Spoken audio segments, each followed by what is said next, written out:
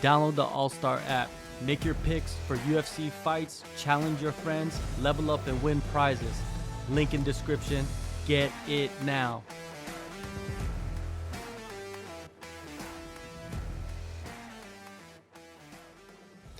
Let's get into next week, man. UFC 288, Sterling versus Cejudo, the main event, bantamweight title, New York, New Jersey, Prudential Center. It's a crazy matchup. I feel like Henry Cejudo coming back is great for the division. Even though the division has killer after killer after killer, it's always good to have Henry Cejudo there because he is the Olympic gold medalist. He is the bantamweight champ. He's the Triple flyweight C. champ.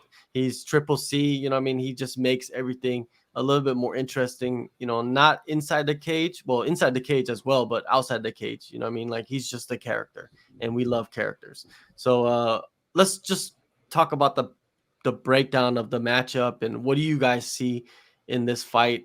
Let's start with you, Sicko. Who do you favor and why do you favor?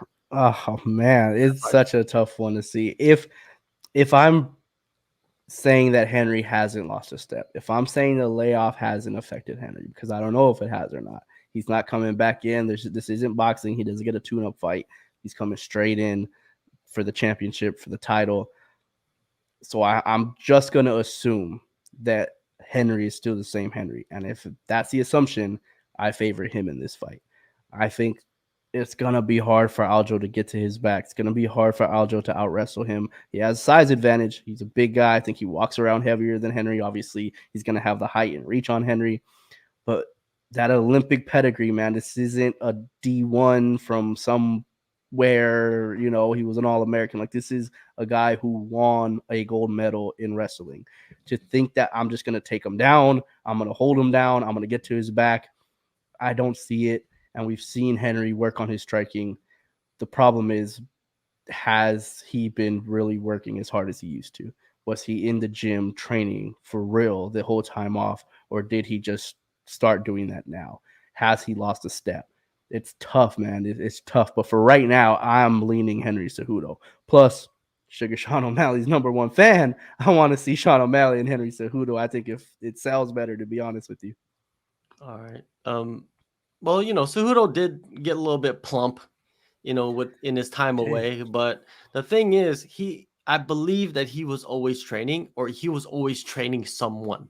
He was always doing classes. Like he's a big part of Fight Ready. He's a big part of like getting his fighters ready that train there. And there's a lot of fighters that go to Fight Ready now, like that have like moved their camps to Fight Ready just because of the combination of coaches that they have. You got Henry Cejudo, who's a coach fighter. You got Eddie Cha. You got Franco. I forgot his name. Franco something. He's one of the main coaches there. You got Henry Cejudo's brother, I believe, who is the wrestling coach, and then a bunch of other wrestlers, like D1 wrestlers coming in to train. You got all kinds of people just flying in from Brazil. And from talking to people that have done their camps or that were doing their camps recently in Fight Ready, they're telling me that Henry Cejudo has been bringing in bantamweights, high-level bantamweights all the time to get ready for Aljamain Sterling. Like he is not leaving any stone unturned. And the reason why these bantamweights enjoy that is because they get to take advantage of all the training partners that Henry Cejudo is bringing in. Like they're all training together, right? Henry Cejudo, he has a skill set. You know what I mean? He has the experience. If you look at the numbers, right? He's shorter. The reach, there's a 7-inch reach difference, right? For a Sterling. Both guys are good on the ground, just different styles, right? Henry Cejudo is more of a wrestler. Aljo can wrestle, but he's more of a jiu-jitsu guy. I don't think this fight is gonna be on the ground, to be honest with you. This is what I see. I feel like this fight is going to be on the feet, and this is going to be a striking battle. They might clinch up. They might threaten with the takedown along the fence or whatnot, but I feel like if it does like go to the ground, and I'm pretty sure one of them will take each other down eventually, but I think they're just going to pop back up, and they're going to be striking, and it's going to be a striking battle, and someone's going to get pieced up on the feet. I don't know if it's going to be Sterling.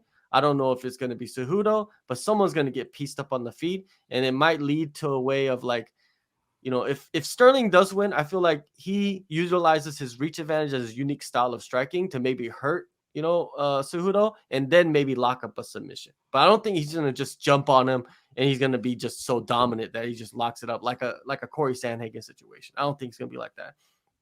But on the flip side, I can see Cejudo going in there and really putting on a striking clinic against Sterling, like using his speed. And, you know, he has that funky, like karate base. style, Mhm. and he has such good wrestling to where he can take risks and he's not in trouble because he can get back up and scramble and all that good stuff, right? So those are the two things that I'm looking at. I'm looking at Sterling maybe hurting Cejudo on the feet and maybe locking up a submission somehow like that. Or I could see Cejudo piecing up Sterling throughout 5 rounds, or maybe even hurting him on the feet and knocking him out. Those are the things that I can see. But then, you know, I can see Cejudo winning a decision as well. I'll let you guys know what I think at the end, but I want to get to Jay Speck and get his thoughts first. Well, on this one, this is a great, great situation in the sense of the timing of it is just right. And when I say that, a lot of people go, "What the fuck are you talking about? Cejudo's been out almost 3 years." That's the point. If Cejudo's out any longer than this becomes a complete joke. This becomes a complete what the fuck are we even talking about? Like, did he been gone forever? But on the other hand, it's doable, but also an insane challenge. And then you're attaching Cejudo's name to insane challenge, like a guy who's been doing it his whole damn life, pretty much. Um, Now there's a couple of things that can play for the benefit, right? He's 36. So for me, in this lighter weight class, 36 years old is expired. Sorry, all your attributes are declining. This is a video game. Year by year, your stuff will be going down. It's just the way it is. And for the lower weight classes, I think that year is 32. So he's already 36. He's had some time off, but the advantage there is healing up a body that has been ravaged by combat sports since I don't know how old Henry was when he started wrestling, but I'm assuming it was a child, as most Olympian wrestlers are. Um, with that being said, sometimes we've seen it a good number of times where that later in your 30s, that walk away from the sport, so to speak, heals yourself, lets you, and all those decades of repetitive action, they don't go away. They don't go away like the stiff joints and the other aches and pains you have. They come right back, and you can come back and win the world championship like nothing ever changed, like time stood still for you, and you have an earmark, you versus time, and you have a win. That's what Henry's trying to do right now. That's how big it is, in my opinion, as a fan and an admirer of what they're doing. But the reality is, you have a man still in his prime, didn't leave anywhere, had a lot of injuries, a lot of stories, a lot of high drama in other places, but he stayed the course, and he's in his prime, bigger than you. And when we think about, like you said, JHK, you said perfectly that the odds of this turning into some kind of Olympic wrestling match is probably not likely. Yeah. And the rest of those attributes require timing that I'm sorry. I'm sorry. There's just a combination of where you are in your age group and how much time has gone by on planet Earth that decides ring rust. And I think 36 for a lightweight fighter, and I keep saying lighter weight. I know he's not lightweight. This is 25, but 35, excuse me. That there's a lot of things against Cejudo. So realistically, at the end of the day, when you really are truthful about this situation, Sterling should have the advantage here. He should defend and retain the title. But why not? I'm going to throw my pick out there. I just want to see greatness and craziness happen. If there is a guy that is going to be the Olympian and multi-division champ and walk away from the sport and come back and snatch it all like it was all his this whole damn time, then let it be Cejudo, man. Let it be the king of cringe himself, But I think Sterling should win this. All right, let's get some comments up first. Preston is saying Henry has had this cut under his eye for a while now. I'll be watching for that when it comes to damage given. Let's see, what is it? If anyone know how to beat size, that's Cejudo. He knows how to get inside if he wants. We have $1,000. You have $1,000.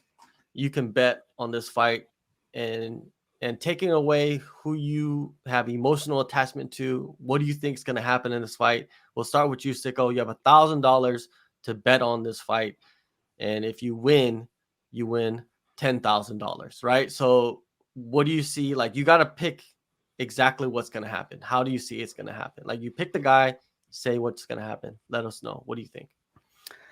I'm gonna say Cejudo decision, striking battle. Cejudo just does more. He lands cleaner shots. I think he hurts Aljo. I think Aljo may start shooting a little bit unwisely. That's how I see the fight going. But again, that's just with the assumption that Henry still the same Henry. J-Spec, what is yours? I think my prediction would be Sterling horses around, uses his overall size and athleticism, and just wins an incredibly boring fight that no one remembers, and we'll all hopefully forget soon enough. But I see it boring, slow, even booing perhaps going on in this matchup. But in a couple of rounds, for just a few seconds, I see Aljo being squirrely and taking the back of Cejudo. I'm not saying in a threatening fight finishing kind of way, but just enough so you can argue that those rounds were his, and then we end up with a decision in favor of and still. Cejudo, right? He's been on a long layoff. The last person he fought was Dominic Cruz, which is a fighter that was on the downslide of his career. Before that, he fought Marlon Moraes. You see what Marlon Moraes is doing right now, right, in PFL. And before that, he beat TJ Dillashaw, and that was a depleted TJ Dillashaw, at 125. He's getting old. He's 36. Like 36 in like welterweight is old, especially if you look at the history of like people over 35 in championship fights.